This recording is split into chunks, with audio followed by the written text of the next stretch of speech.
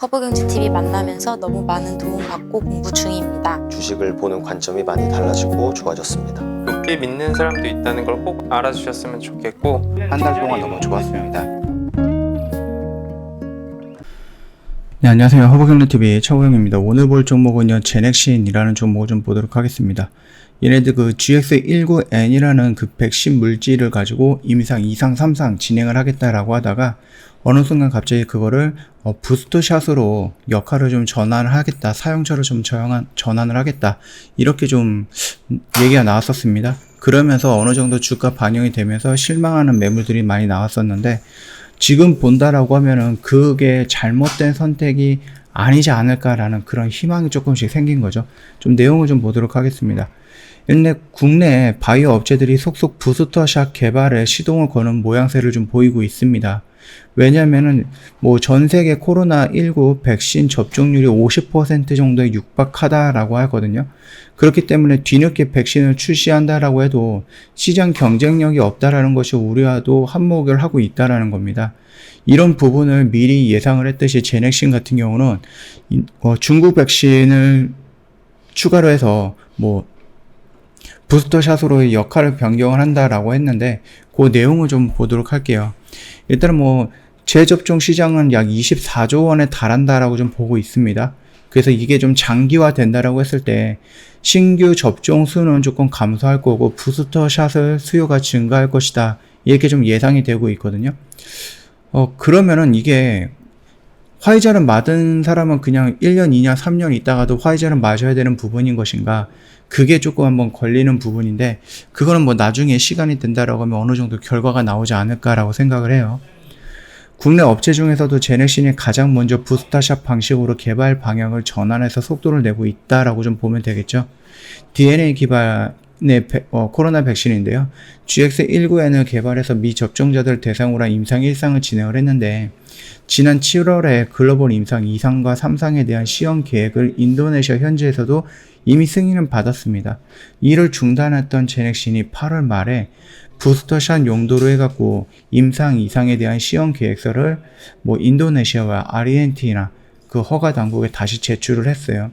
예방 효능이 아니라 방어 효능을 검증하기 위해서다라고 언급을 했었습니다. 인도네시아는 백신 접종자의 80%가 시노백 백신을 이용을 했고요. 아르헨티나 같은 경우는 30% 이상이 시노팜 백신을 접종을 했거든요.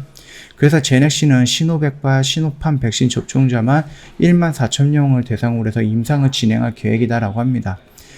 중국도 마찬가지고 인도네시아도 마찬가지고 아르헨티나도 마찬가지고 생각보다 이 중국 백신을 많이 맞은 것 같아요. 그렇기 때문에 그 접종을 받았던, 그래서 그 접종 백신을 좀 선택하지 않았나라고 생각도 되고 있습니다.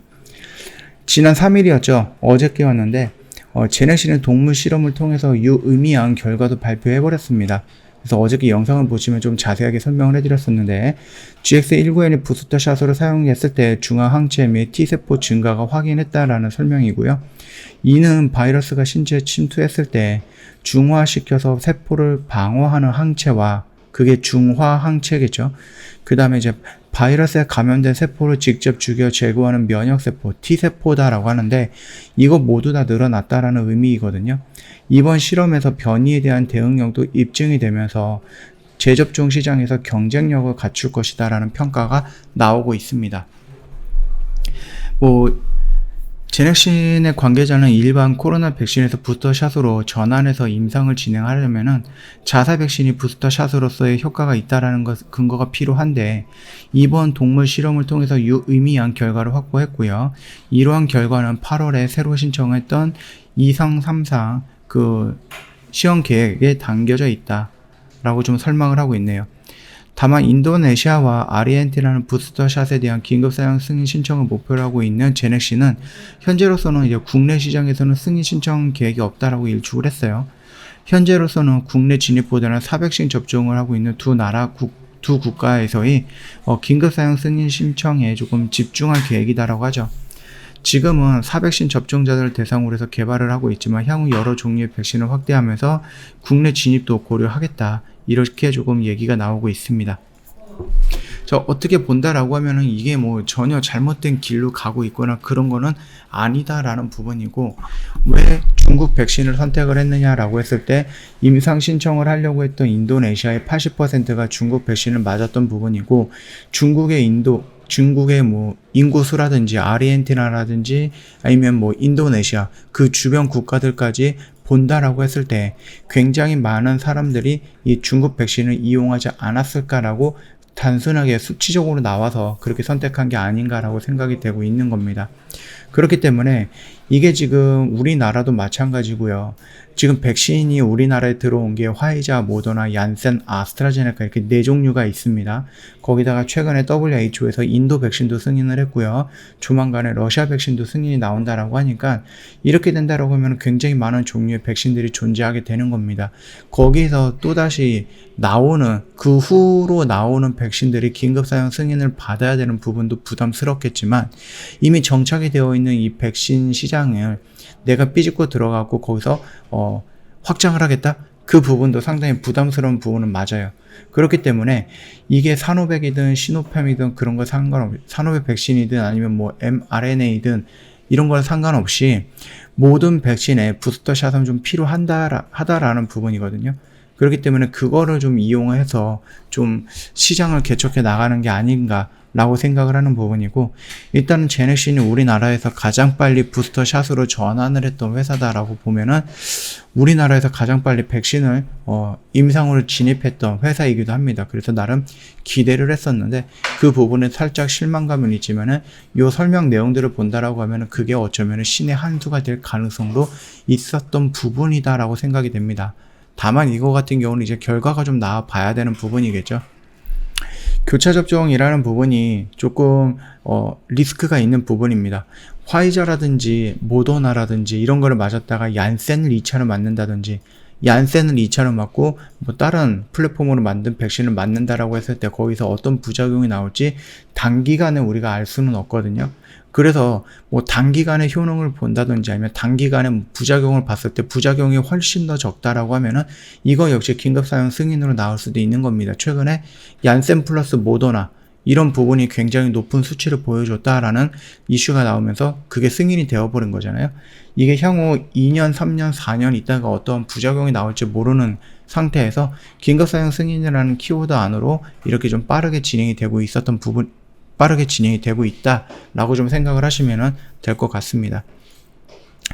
뿐만 아니라 우리나라에서도 이제 거의 한 80% 정도가 접종률이 높아졌습니다.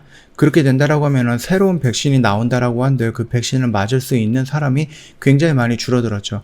그렇기 때문에 노바백스가 위탁 생산이 돼서 우리나라에서 2천만 도즈를 약속을 받았는데, 계약을 했는데, 그게 지금 조금씩 지연이 되면서 들어오는 그 시점에 본다라고 하면은 이 새로운 백신을 맞을 수 있는 사람들이 한정이 되어 있고 백신은 남아 돌게 된다는 얘기입니다. 그러면 그 백신을 어디로 활용하느냐 했을 때는 부스터샷으로 활용을 해야 되는 부분이거나 다른 나라에 기부를 해야 되는 부분인데, 우리나라 정부에서는 그거를 부스터샷으로 활용을 하겠다, 노바백스 백신을 그렇게 좀 언급을 했죠.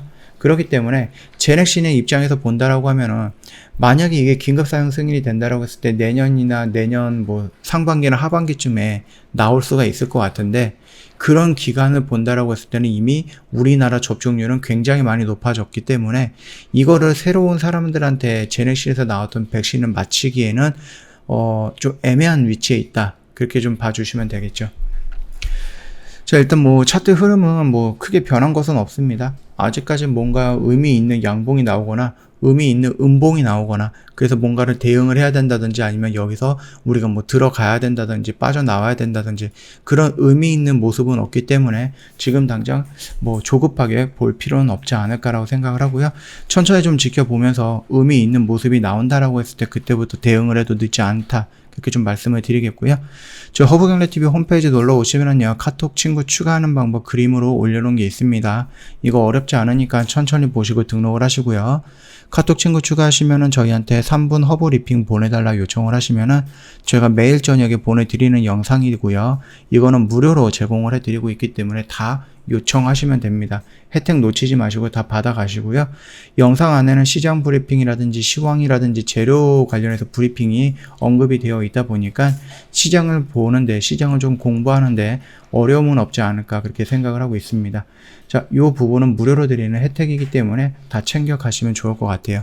자, 오늘 영상은 여기서 좀 마칠 거고요. 영상 도움이 됐다 그러면 구독과 좋아요 한번 부탁드리겠습니다.